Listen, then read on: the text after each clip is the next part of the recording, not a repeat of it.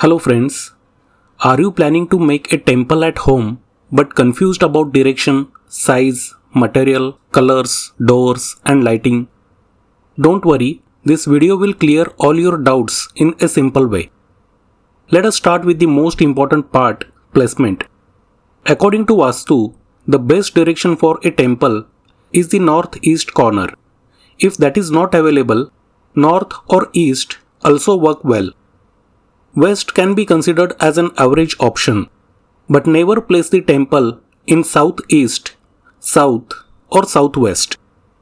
If the correct direction is not possible, you can use a brass or copper pyramid in all four corners as a basic remedy. Apart from direction, there are a few places where you should never keep a temple. Under a staircase, under a beam, on a wall that is directly touching a bathroom or kitchen. Now the question is, in which room should the temple be kept? The best place is your living room or dining area. A foyer is acceptable but not very auspicious. Bedroom is usually not recommended unless you are making a small private temple that you can fully enclose. Now let us talk about space planning. The height, width and depth of your temple. Number 1. Width. First check how many people will use the temple at the same time. One person needs 3 feet of space to stand and pray comfortably. If your family prays sitting, then one person needs around 4 feet for comfortable sitting and movement. Based on how many people pray together, you can decide the width. Number 2. Platform height. This is the height from the floor to the base or platform of the temple. If prayer is mostly done standing, you can go up to 30 inches. But in most homes, people pray both ways, sometimes sitting, sometimes standing. So the best and most practical option is to give 2 levels. Lower platform at 24 inches, slightly bigger, and upper platform at 30 inches. This works for both sitting and standing and also makes the design look more attractive. Number 3. Total height of the temple. Use the rule of 2. Whatever the width of your temple is, the height should be at least double that from the platform to the top. For example, if the temple is 2.5 feet wide, minimum height should be 5 feet. You can definitely take the height higher up to the ceiling, looks more grand and gives you more design options. But if space is small, just follow the minimum rule of double the width. Number 4. Depth. Standard depth is 18 inches, which is enough for placing an idol and keeping a diya or incense. But if you are bringing a big idol, first check the base size of the idol. Whatever its depth is, add 10 inches to that. That will give you the ideal platform depth. Now let us talk about the structure of your temple. Here you have 3 decisions. Number 1. Floor mounted or wall mounted. Number 2. Open or enclosed. Number 3. Theme of the temple. Let us start with number 1. Floor mounted versus wall mounted. This depends on how much space you have.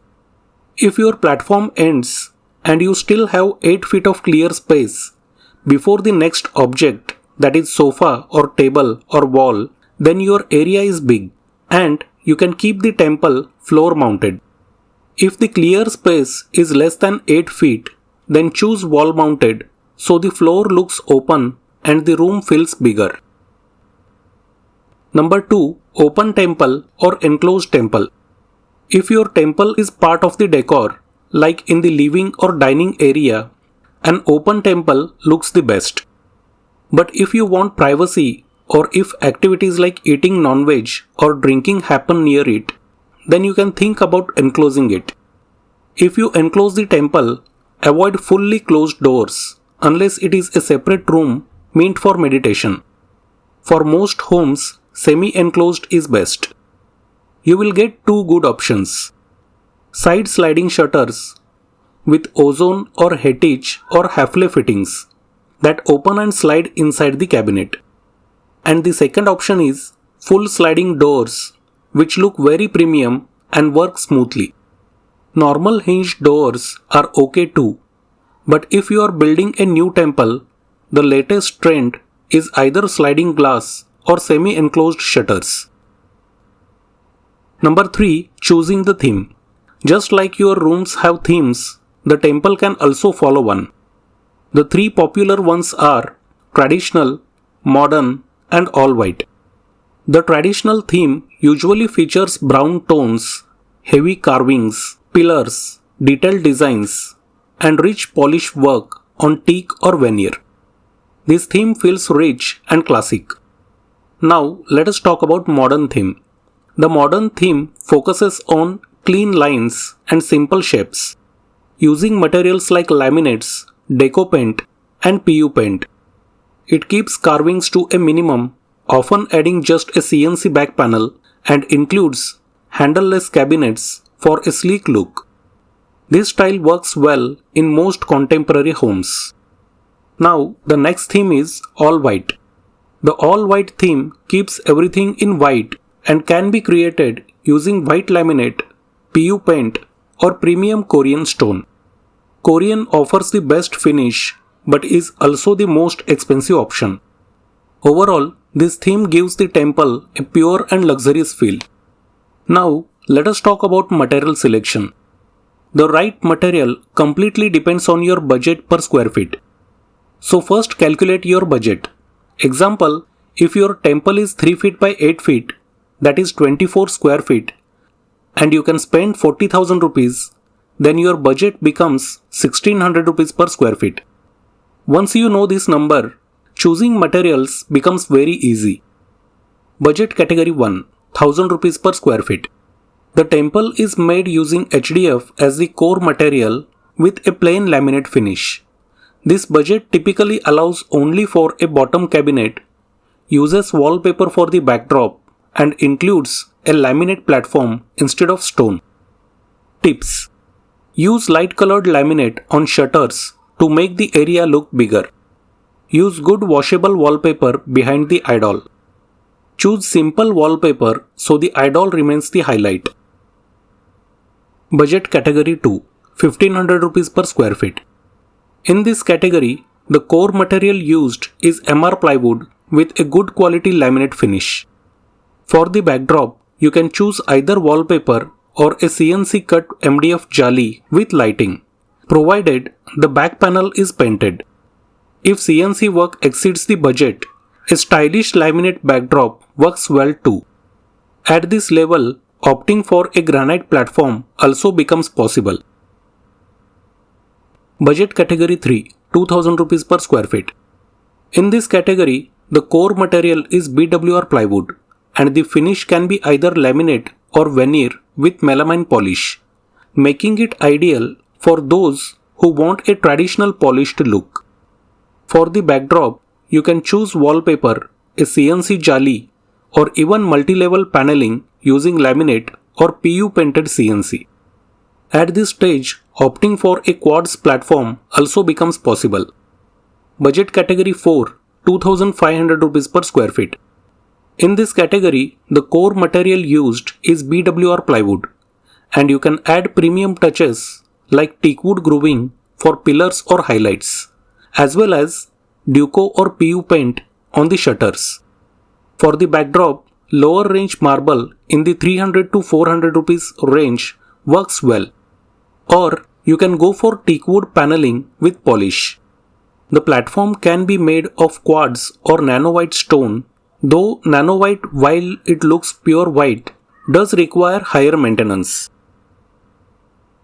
Budget category 5, 3500 rupees per square feet. The best option in this category is Korean stone, which looks extremely premium but is also expensive to cut and install.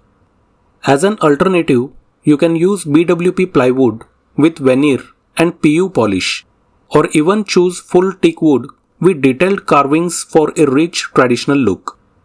Now let us talk about lighting. First rule: you get lights in 3 colors: warm white, cool white, and natural white. For your temple, remove cool white and natural white completely. Use only warm white light. Wherever your idol or photo will be placed, you must install a COB light above it, not a panel light. COB gives a focused beam and highlights the idol beautifully. You can use one or more COBs depending on the size of your temple. In the sitting area outside the temple, you can choose either COB or panel lights based on the lighting of the rest of your room. Now, an important light you must know: module lights. Whenever you want a CNC cut backdrop that glows from inside, module lights are the only correct choice. Many people use normal LED strips, but don't do that. LEDs are too focused. Module lights give a soft, spread out glow. Here is the correct layering for CNC lighting. It starts with a backside ply panel, followed by module lights installed on it, then an acrylic sheet placed at least 3 inches in front, and finally the CNC grill pasted on top. These 4 layers ensure the light spreads evenly and you don't get bright and dull patches. Finally, if you are not using CNC work and want a glowing multi-level backdrop, then build a cove on the sides and use warm white LED strips with 240 LEDs per meter. Lower LED counts, that is 90, 120, 144 per meter, give patchy light, so avoid them. Now let us plan the ceiling for your temple. First decide whether you want a traditional triangular ceiling or a clean flat ceiling. Both are allowed, but in today's homes, the flat ceiling looks more modern and works better, especially because our flat heights are usually just 8 to 10 feet. Triangular or dome style ceilings need more height, so it is better to avoid them and keep the ceiling flat. If you choose a flat ceiling, you can either keep it simple or add a small design element. My suggestion: if your temple has enough space, add a design detail. It looks beautiful. If the temple is small, keep it plain with a few lights. That's enough. Mistakes you should never make. Number 1. Not giving power outlets. Always provide at least 2 sockets near the temple. You may need them later for speakers, electronic diyas, or any future accessories. Number 2. Using textured laminate. Avoid textured laminate because oil and soot from diyas get stuck and are hard to clean. Always use plain laminate with any print you like. Also avoid acrylic sheets because fingerprints and stains show easily. Number 3. Only giving drawers in the base unit. Many temple items don't fit well inside drawers, so keep at least one shutter along with drawers for proper storage. Number 4. Using PU or Duco paint on the platform. Never apply PU or Duco paint on the platform where the diya or incense is placed. It gets damaged very quickly and is hard to repair. Use a more durable finish. Number 5. Choosing a dark theme. Never make your home temple in dark colors. It feels heavy and doesn't suit the peaceful vibe. Always use light colors, at least in the backdrop. Number 6. No ventilation in a separate temple room. If your temple is in a dedicated room, install a ceiling mounted exhaust fan. It quickly removes smoke and smells from diyas or incense. Number 7. Overcrowded design. Avoid designs with too many shelves and idol placements. This trend is outdated. Keep your temple simple, clean, and uncluttered with only a few idols. With these tips, you now know exactly how to plan your home temple. I am curious, would you go for a traditional, modern, or all white theme? Comment below and let me know your choice.